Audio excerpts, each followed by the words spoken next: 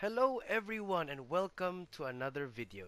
For today's weapon we have the Nikana Prime, a very sought out weapon and a rare weapon to get.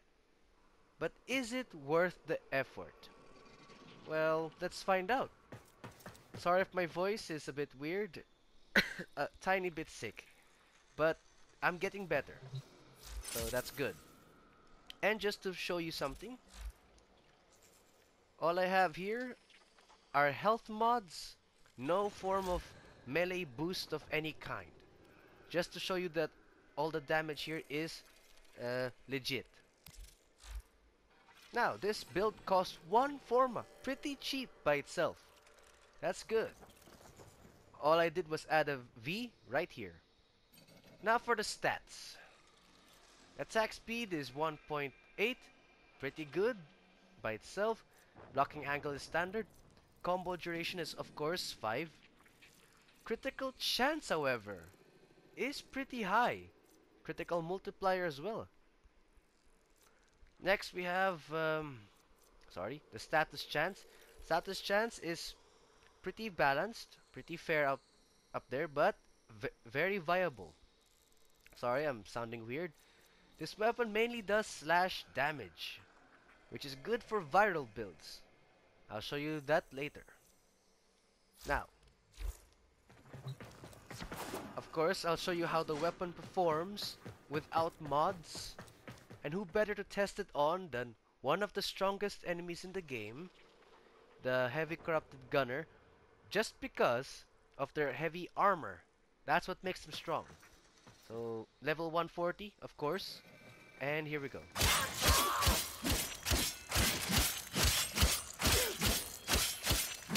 Now, almost immediately, actually instantly, there's crits and slashes, which is a good sign.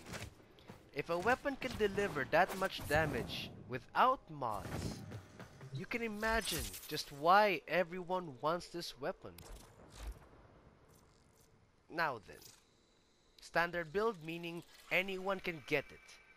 First off, we're starting with Pressure Point, which is a mandatory mod for melee weapons. Next up, we have True Steel, which gives us 120 critical chance. Now we have Gladiator mods. This one gives critical damage and more critical chance per combo multiplier. This one gives combo duration and more critical chance. Now, usually this will be 10%, but since there's two of them, well, it gives it 20. If you want to know where to get these mods, they're usually in Cetus bounties. But in case you couldn't hear me properly, details about the mods as well as the parts of the weapon will be in the description below as always. Next we have Berserker. Attack speed after a critical hit, which is pretty handy. Drifting Contact. This can be traded from other players or farmed in nightmare missions. Again, description below. And more critical chance and combo duration, which is good. We have Voltaic Strike, Virulent Scourge for status increase, and corrosive damage.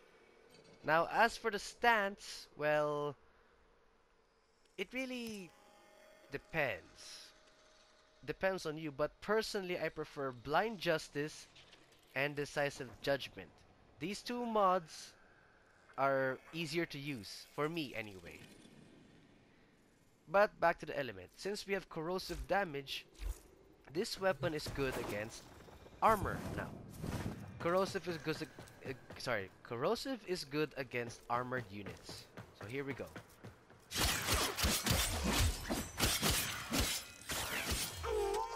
And there we go.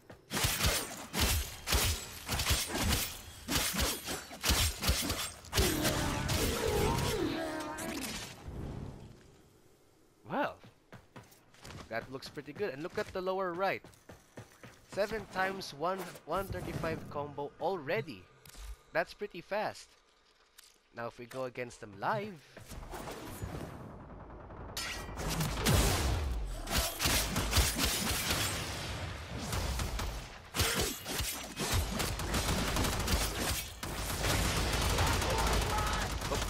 Sorry. Go. Darn it. Okay, that was bad. Let me go again.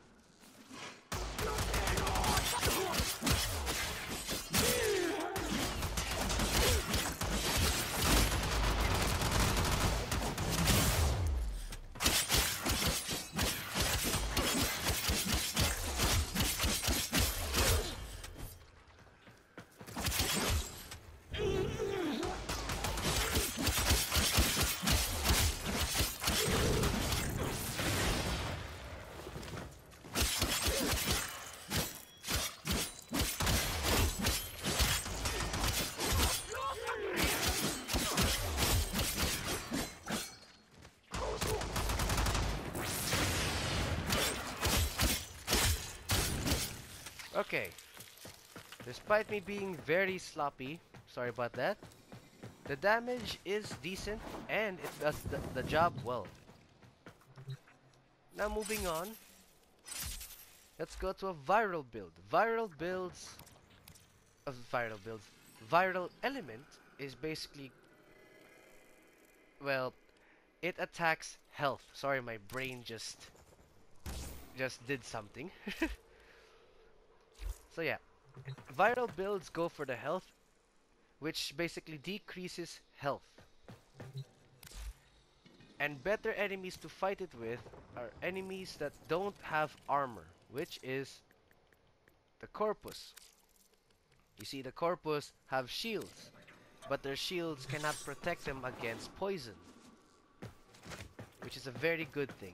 Here we go.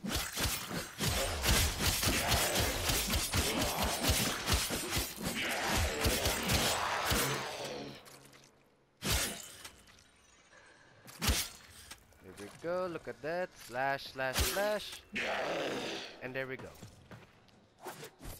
Now the reason why I'm fighting them live is because one of you commenters told me that if they're paused, there's extra damage, which is why I'm fighting them live.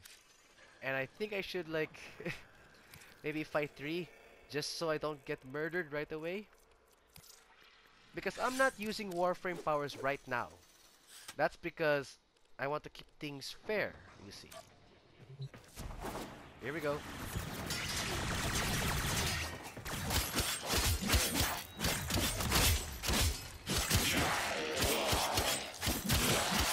There we go.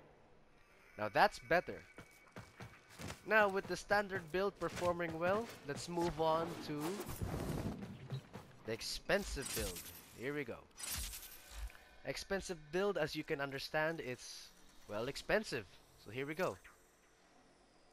Not much change apart from Prime Pressure Point, which offers 165% melee damage. Blood Rush, which gives you 60% critical chance with combo multiplier. Organ Shatter for critical damage, that's needed. Berserker stays. Condition Overload, 120% melee damage per status type. And Drifting Contact, again. With all these mods combined, hang on, we're running on Corrosive, you can imagine the chaos you can create. Here we go, let's test it out. And live, of course.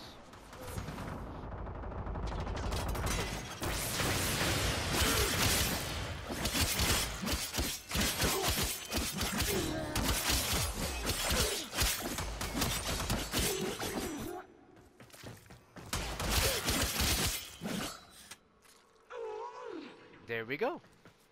You gotta wait for the slash to react to it.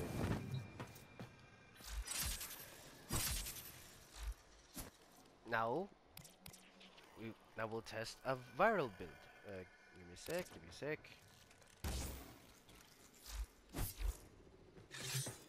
Keep in mind that these builds that I'm showing is mostly personal builds. You're free to disagree with what I make. I mean, it's just personal sharing. You can change it whatever you want. I'm just trying to like show some tips to the best I know.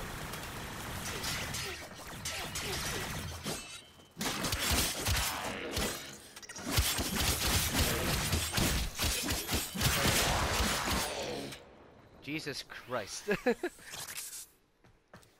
I think that proves my point. But if you want to increase your damage, there is another way. You can. Let's say if you have, well, Excalibur or Umbra Excalibur. Either way, it doesn't matter. Both have a passive ability that increases damage on swords. You can swing faster and you can hit harder with swords. So yeah. A demonstration with Warframe abilities this time.